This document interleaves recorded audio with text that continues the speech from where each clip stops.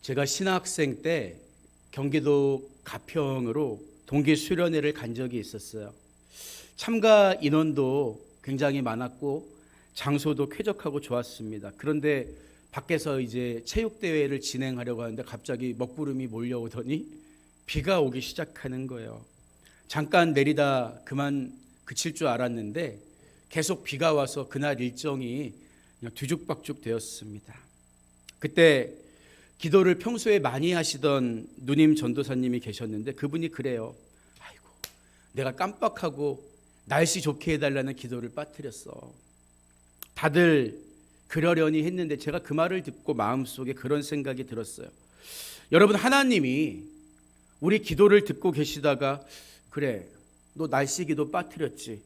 그러니까 너 날씨 좋은 날씨 안 줄 거야. 당해봐라. 궂은 날씨 주시는 분일까요? 안 그러겠죠. 그런데 우리는 은연중에 어떤 문제나 장애를 만나게 되면 무조건 아이고 내가 그거 기도하지 않아서 이렇게 생각하고 단정 지을 때가 있어요. 왜 그럴까요? 내가 기도하면 하나님은 반드시 그걸 들어줘야 한다는 잘못된 전제가 있기 때문이에요.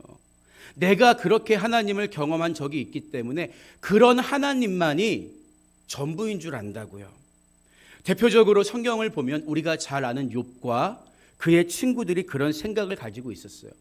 그들은 모두 하나님은 선하게 사는 의인들에게는 복을, 악하게 사는 악인들에게는 벌을 내린다는 일종의 권선징악과 고진감래의 신앙관을 가지고 있었습니다. 그러니까 욥도 내가 죄를 안 지었는데 이런 고난을 당하는 게 이해가 되지 않았던 거예요.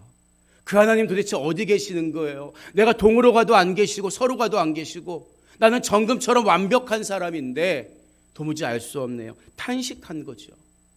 여러분, 하지만 많은 분들이 오해하는데 욥기가 말하는 게 뭡니까? 그저 인내입니까? 아니에요. 그건 표면적인 거고요. 욥기의 진짜 주제는 의인도 얼마든지 고난받을 수 있다는 거예요. 그게 하나님의 자유라는 거예요.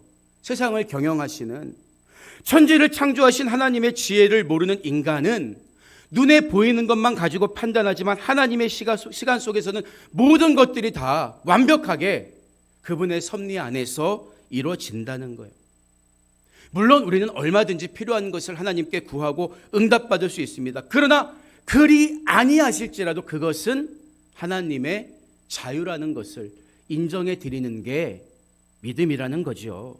내가 기도한 대로 모든 게 이루어진다는 보상심리를 가지고 하나님과 관계를 맺으려고 하면 그 신앙은 언젠가는 넘어질 수밖에 없는 거예요.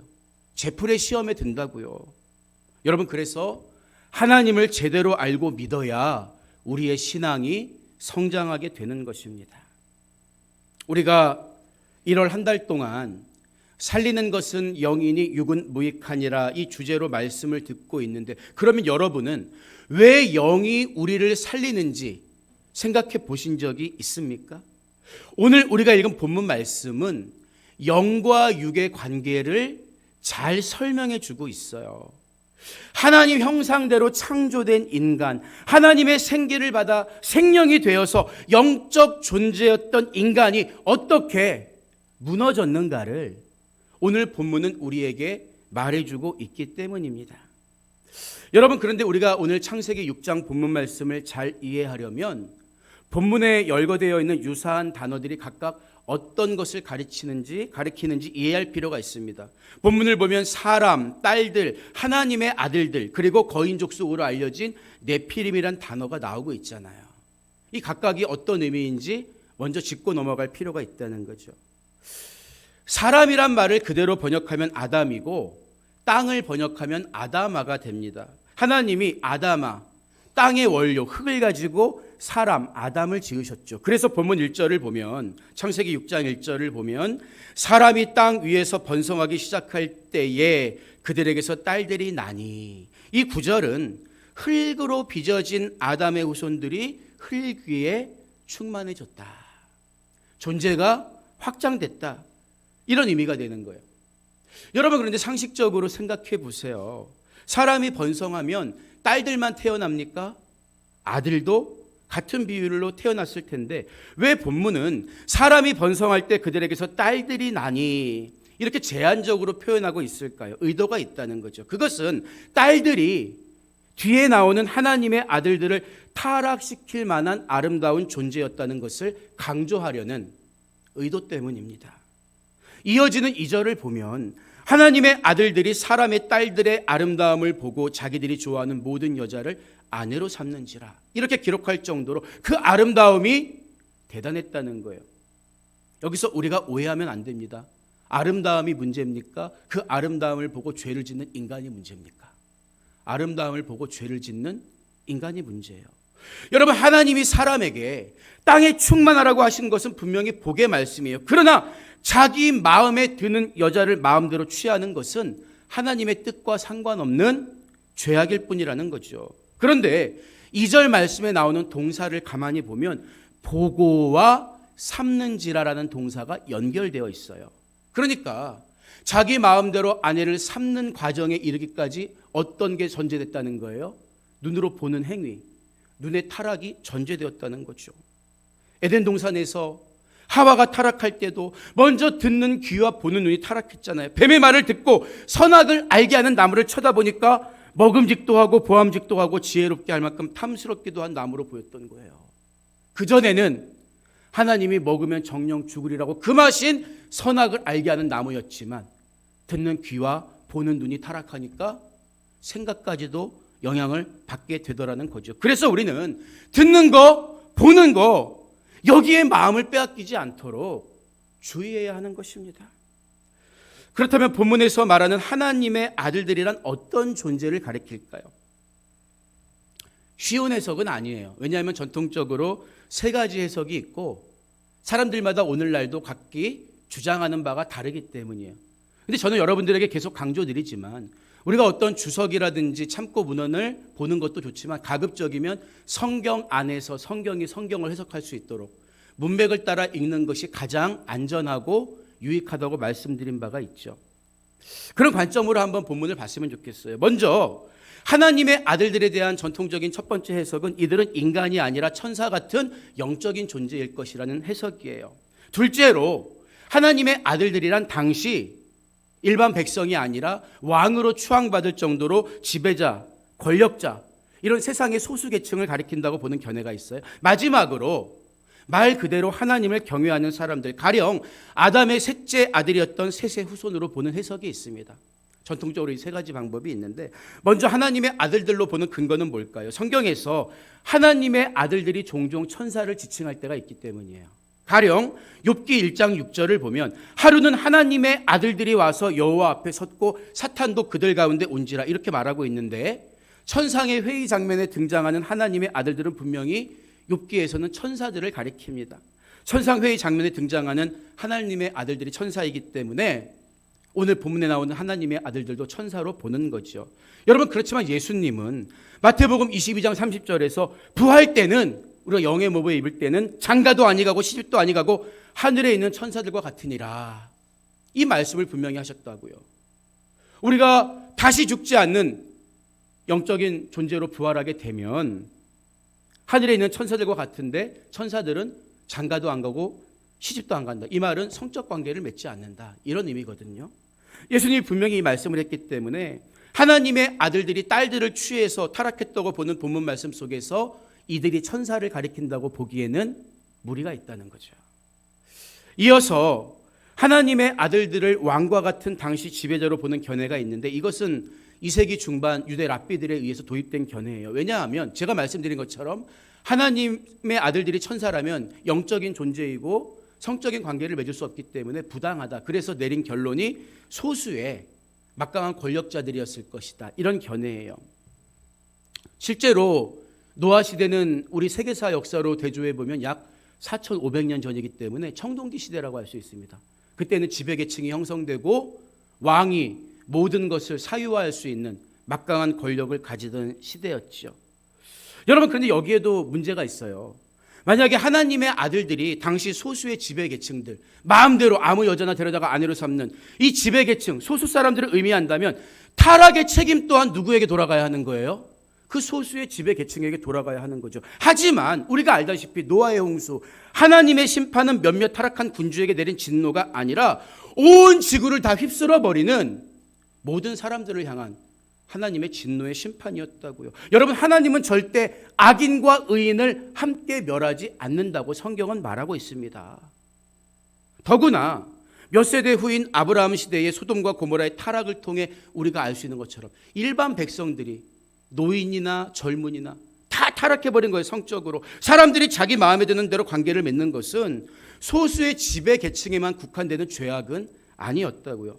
따라서 타락한 하나님의 아들들을 극소수의 지배 계급으로 한정하는 해석도 무리가 있다는 거죠. 하나님의 아들들이 천사들도 아니고 왕 같은 권력자도 아니라면 누구를 가리킬까요? 이어지는 본문 3절을 보면 우리가 잘 해석할 수 있는 근거가 나와 있어요. 하나님이 3절에서 뭐라고 말씀하십니까? 나의 영이 영원히 사람과 함께 하지 아니하리니 이는 그들이 육신이 됨이라. 그러나 그들의 날은 120년이 되리라. 이 말씀을 하세요. 여러분, 문맥의 흐름을 잘 보세요. 하나님이 지금 창세기 저자인 모세의 입을 통해서 누구의 타락을 경고했습니까? 하나님의 아들들의 타락을 경고했어요. 그리고 이어서 나의 영이 영원히 그들과 함께하지 않을 것이다. 그들은 육신이 되어버렸다. 이 말씀을 하고 있는 것으로 볼 때 하나님과 영적 교제권을 가지고 있었던 사람들이 하나님의 아들들이다. 그들의 타락의 결과로 하나님을 떠난 육신이 되었다. 이렇게 볼 수 있는 거죠. 따라서 창세기 6장에 등장하는 하나님의 아들들이란 아담 이후에 하나님과 교제하면서 언약의 계보를 이어온 사람들로 보는 것이 훨씬 자연스럽습니다. 다른 사람들이 다 타락했는데 그들만이라도 남아서 언약의 계보를 굳게 이어가고 있었지만 이제는 그들조차도 타락해버려서 온 세상 사람들이 다 하나님 보시기에 심판받아야 할 대상이 되었다. 그 이야기죠. 물론 여기서 그들이 육신이 되었다고 할 때 그 육신이란 우리의 신체를 의미하는 게 아니라 죄로 인해 타락한 본성을 의미하는 말이겠죠. 여러분, 그렇다면 본문에서 그들의 날은 120년이 되리라고 하신 말씀은 어떤 의미일까요? 먼저 이 말씀을 인간의 수명에 관해서 하신 말씀으로 이해할 수도 있습니다. 맞고 틀리다는 의미가 아니라 여러 가지 해석이 가능해요. 작년 8월 21일 당시 세계에서 가장 나이가 많은 스페인의 마리아 브라냐스 모데라라는 할머니가 117세를 끝으로 숨을 거두셨습니다. 근래에 가장 나이가 많으셨던 분이 그 모레라 할머니였는데 무려 1차, 2차 세계대전을 다 겪으신 분이래요. 여러분, 짐작이 가십니까? 그런데 그렇게 오래 산 분조차도 120세가 안 됐죠. 그래서 하나님이 이때 인간의 수명에 관해서 주신 말씀이라고 보는 것도 가능해요. 여러분, 하지만 홍수 심판 이후 노아의 족보를 보면요, 노아의 아들인 셈만 해도 600세에 죽습니다. 600년을 살았어요. 셈의 아들 아르박삿은 그보다 조금 덜 살았지만 438년을 살았고요. 그보다 훨씬 뒤에 태어난 아브라함의 아버지 데라는 205세에 죽습니다. 아브라함도 175세, 이삭은 180세에 죽었다고요. 다 수명이 줄긴 했어도 그들의 날은 120년이 될 거야. 하나님의 말씀보다 훨씬 오래 살았다는 거죠. 따라서 저는 120년이라는 시간은 인간의 수명을 지칭한다기보다는 육신이 되어버린 인간을 지면에서 쓸어버릴 홍수의 심판이 남아있는 시간으로 보는 게 더 타당하다고 봐요. 신학적으로는 종교개혁을 했던 칼빈 같은 신학자도 이런 견해를 가지고 있어요. 왜냐하면 오늘 우리가 읽은 본문 말씀은 독립적인 본문이라기보다는 왜 하나님이 홍수로 지면을 쓸어버릴 수밖에 없었는지 여기에 대한 직접적인 배경이 되는 말씀이기 때문이에요. 연관지어서 볼 수 있다고요. 하나님의 영이 떠나 육신이 되어버린 인간을 지면에서 쓸어버리시기로 하나님은 작정하셨다는 거예요. 그런데 본문 4절을 보면 당시에 땅에는 네피림이 있었고 그 후에도 하나님의 아들들이 사람의 딸들에게로 들어와 자식을 낳았으니 그들은 용사라 고대의 명성이 있는 사람들이었더라. 이 구절이 나와요. 이 말씀 역시 조금 당황스러운 구절인데 여러분 잘 보세요. 내용만으로 볼 때는 3절과 5절 사이에 4절이 없어도 무방해요. 인간의 타락을 얘기하시고 하나님이 탄식을 얘기하시고 심판을 이야기하셔도 되는데 갑자기 4절이 불쑥 들어가 있는 거예요. 왜 모세가 이 구절을 집어넣었을까요? 사실 하나님의 아들들이 누구냐? 이것만큼 논란의 여지가 있는 해석이 네피림의 존재입니다. 그래서 어떤 번역본을 보면 아예 타락한 천사의 후예로 보기도 하고요. 거인족, 신적 존재인 거인족으로 보기도 해요. 또 민수기 13장 33절을 보면 가데스 바니아를 정탐하고 돌아온 정탐꾼이 겁에 질려서 어떤 보고를 합니까? 네피림 후손인 아낙 자손의 거인들을 내가 보았나니 우리는 스스로 보기에도 메뚜기 같으니 그들이 보기에도 그와 같았을 것이니라. 이런 기록들이 있기 때문에 네피림이 어떤 특별한 반신반인의 존재가 아닌가, 이런 해석들도 가능한 거죠. 여러분, 그런데 우리가 주의해야 될 점은 거인이었던 아낙 자손이 네피림의 후손이다. 이것은 성경이 직접 증언하는 게 아니라 누구의 이야기를 따옴표를 빌려서 성경에 인용하고 있다는 거예요? 가나안을 정탐하고 악평을 늘어놓았던 정탐꾼의 입에서 나온 말이라는 거예요. 여러분, 잘 생각해 보세요. 네피림을 비롯한 육신이 된 모든 인간은 노아의 홍수 때 이미 다 멸망하고 맙니다. 그러니까 홍수에서 살아남은 유일한 존재는 노아와 그 가족뿐이라고요. 노아의 핏줄 하나로부터 현재의 인류가 다시 시작되었다는 거예요.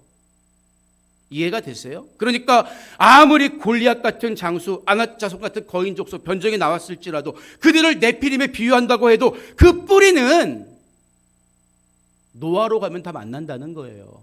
노아로 가면. 홍수 때 다 리셋됐기 때문에. 그렇기 때문에 우리가 주목해야 하는 것은 홍수 전에 살다가 사라진 네피림이 어떤 존재였냐는 게 아니라 왜 모세가 4절에서 네피림의 이야기를 하는가? 여러분, 네피림은 하나님의 아들들과 사람의 딸 사이의 결합으로 생겨난 자식이라는 것을 4절이 말하고 있다고요. 성경이 강조하고자 하는 내용은 그겁니다. 이해가 됐어요? 여러분, 개가 새끼를 낳으면 뭐예요? 발음을 잘해야 돼요. 강아지죠. 고양이가 새끼를 낳으면 고양이에요. 사람이 자식을 낳으면 사람이고, 하나님의 아들이 자식을 낳으면 그도 하나님의 아들의 유전자가 흘러가야 되는 거잖아요. 그런데 하나님의 아들들이 타락해서 자기 마음에 맞는 사람의 딸들을 취하니까 그 결과로 자식이 태어났는데 그게 바로 네피림이야. 이 이야기를 성경이 하려는 거예요. 우리 여기에 주목해야지. 야, 네피림이 어떤 존재였어? 아, 소용없어. 노아의 홍수 때 다 리셋됐다고요. 그런데 여러분 잘 보세요. 본문을 보면 네피림에 대해서 어떻게 묘사합니까? 그들은 용사라 고대의 명성이 있는 사람들이었다. 얼핏 보면은 굉장히 대단한 사람들 같아요. 사람들에게 주목받았어요. 이름이 드높았어요. 여러분 잘 보면 하나님을 거역한 죄의 결과에 대해서 오히려 그것을 칭송하고 흠모하는 요즘 세태와 너무 비슷하지 않습니까? 보세요. 정치와 결탁한 네피림. 교회가 자기 몸을 빌드업하는데 정치적인 세력을 키워서 몸을 키워요. 만몬과 결탁한 네피림. 기복을 추구하면서 다른 종교와 연합한, 야, 이 시대의 모든 가치는 똑같아. 점점 빌드업하는 그런 영적 네피림. 사람들에게 주목받고, 야, 이 시대는 저래야 되는 거 아니야. 꼿꼿하게 서 있는데 하나님의 아들들이 세상과 결합해서 낳은 그 부산물을 하나님은 가증하게 여긴다는 거예요. 하나님의 영이 떠나 육신된 모든 것들은 결국 하나님 앞에 다 무너지게 된다. 이 시대에도 네피림이 있다. 우리는 그 말씀을 읽어낼 수 있어야지, 야, 네피림이 어떤 존재야? 대단한 존재 아니야? 이것은 성경이 우리에게 말하고자 하는 바가 아니라는 거예요. 하나님의 영이 떠난 육신이 된 인간에게 남아있는 것은 심판과 멸망뿐입니다. 본문 5절과 6절을 보면 여호와께서 사람의 죄악이 세상에 가득함과 그의 마음으로 생각하는 모든 계획이 항상 악할 뿐임을 보시고 땅 위에 사람 지으셨음을 한탄하사 마음에 근심하시고, 이렇게 이야기하고 있어요. 여러분, 하나님은 전지전능하시잖아요. 그런데 그 하나님이 한탄하고 근심하셨다? 이 말씀을 어떻게 이해해야 할까요? 하나님도 실수하시거나 후회할 만한 선택을 하실까요?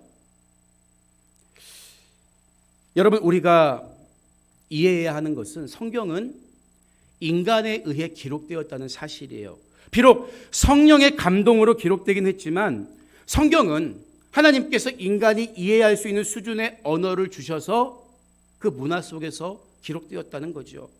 창세기를 기록한 모세 역시 다르지 않습니다. 하나님은 모세와 인간이 이해할 수 있는 수준에서 성경을 기록하게 하셨기 때문에 여러분, 성경의 모든 언어가 하나님의 위대하심과 지식을 다 담아냈다고 여러분 착각하면 안 돼요. 여러분 잘 들으세요. 성경은 하나님 말씀입니다. 가장 귀한 계시의 말씀이에요. 그러나 하나님의 모든 것이 성경 안에 다 갇혀 계신 건 아니에요. 하나님은 이 말씀보다 훨씬 더 위대하고 크신 분이기 때문이에요. 보세요. 여기서 한탄하다로 번역된 인나햄이라는 히브리어는 본래 신음하다는 뜻이죠. 하나님이 그러니까 그 아들들을 바라보시면서 야, 너들만이라도 나와의 언약의 계보를 이어갈 것 아니냐, 그 기대가 잔인하게 무너진 비통함 때문에 신음이 나올 정도로 아프셨다는 거예요. 또 근심하다로 번역된 아차브란 단어는 마음이 갈래갈래 찢어지다는 의미를 가지고 있어요. 여러분, 그러면 다시 질문할 수 있습니다. 하나님 어차피 그럴 줄 아시지 않았습니까? 인간들이, 아담의 후손들이 언약의 계보를 이어가다가 어느 시점이 되면 타락할 거 하나님 알지 않으셨습니까? 여러분, 예수님도 가룟 유다가 배신할 거 이미 다 아셨어요. 너 빨리 가서 네가 할 일을 해라. 그런데 왜 미리 아시면서도 아파하셨다고, 슬퍼하셨다고 성경 저자는 일관되게 기록하고 있는 걸까요? 지금도 가끔 2002년 월드컵 경기를 스포츠 채널에서 보여줄 때가 있어요.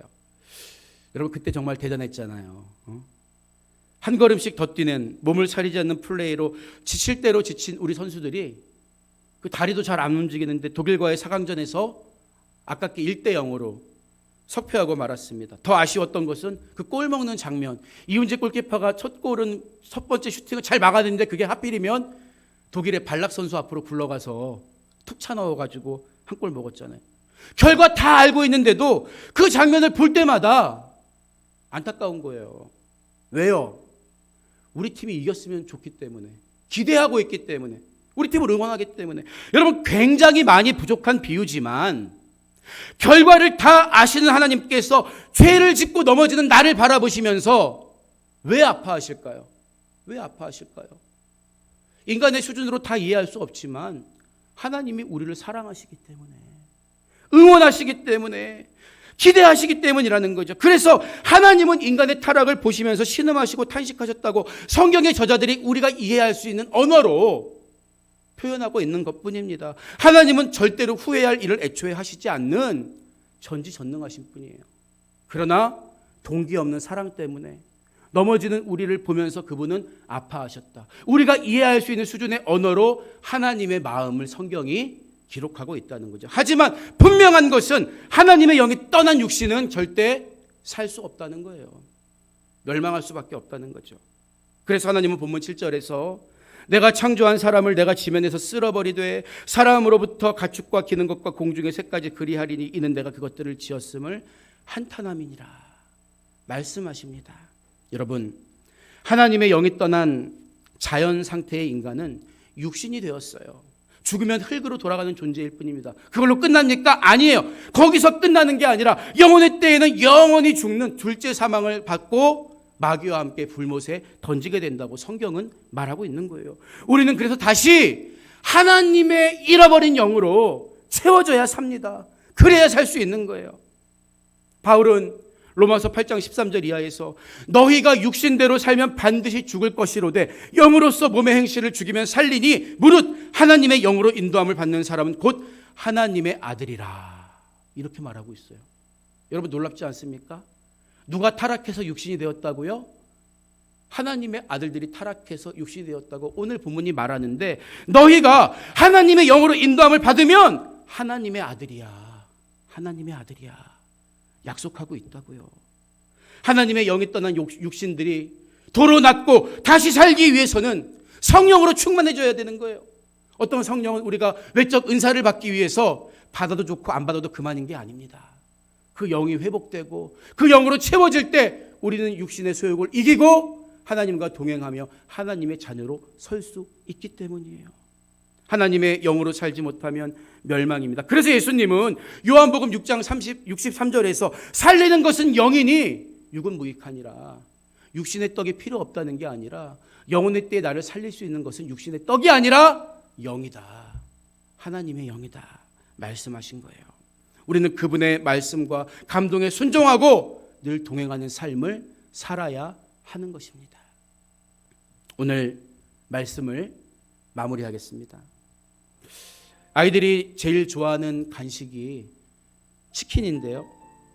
요즘에는 닭 껍질만 튀겨서 파는 집도 있더라고요. 야, 저거를 누가 먹는가 하니까 먹는 사람이 있어요. 그런가 하면 어떤 닭집에 가면 특이하게 닭의 목살만 발라서 팔기도 합니다. 닭의 여러 부위를 맛있게 먹는 것 같아요.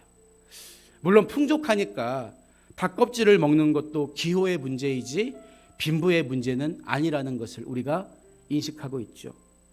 하지만 제가 어릴 적에는 닭도 굉장히 귀했습니다. 그래서 치킨은 별로 못 먹어보고 가끔 엄마가 닭을 이렇게 널쩍한 프라이팬에다가 볶아서 주시곤 했는데요. 정말 가끔씩 해주셨는데 저는 그때도 껍질만 먹었던 것 같아요. 닭 껍질 달라고 떼쓰고. 누님들하고 별로 다툴 일이 없었어요. 누님은 살코기를 먹고 저는 껍질을 먹었기 때문에. 지금 생각해보니까 치아가 약해서 부드러운 껍질을 먹었던 것 같아요. 하지만 제대로 씹을 수 있게 되면서부터는 껍질보다는 살코기를 먹게 되었죠. 여러분, 성경은 우리에게 단단한 음식은 장성한 자의 것이니 그들이 지각을 사용하러 연단을 받아 선악을 분별하는 자이니라, 이렇게 말하고 있어요. 젖을 먹는 자는 아직 치아가 물은 어린아이의 신앙을 벗어나지 못했지만 단단한 것을 씹고 소화시킬 수 있는 사람은 장성한 자라는 거예요. 여러분, 우리가 예수님을 믿고 시간이 지나도 아이처럼 젖만 먹는다면, 잘하지 못한다면, 하나님의 성령과 동행하지 않는다면 하나님의 기쁜 뜻을 알 수 없고 하나님의 기쁨이 될 수 없습니다. 우리가 육신대로 살지 않고 영으로 산다면 날마다 그분 안에서 성장해 가야 하는 거예요. 여러분 안에 찾아오신 하나님의 영, 성령은 안녕하십니까? 아니면 내 안에서 불청객 취급받고 구석에 앉아 계십니까? 오늘 말씀을 기억하면서 비록 육신이 되었지만 예수 그리스도의 성령으로 나는 다시 하나님의 자녀가 되었습니다. 이 말씀을 가슴에 새기고 성령의 소욕으로 육신의 소욕을 이기면서 하나님의 자녀답게 살아가는 여러분 모두가 되시기를 주님의 이름으로 부탁드립니다.